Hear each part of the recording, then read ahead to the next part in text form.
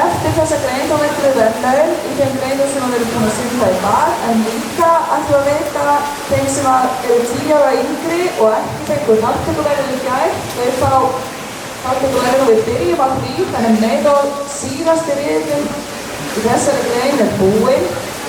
Þá vil ég biðja alla sem eru 10 ára yngri og fengu ekki þátttökuverðlaun í gær að koma á verðlaunapallinn og taka við þátttökuverðlaununum sínum.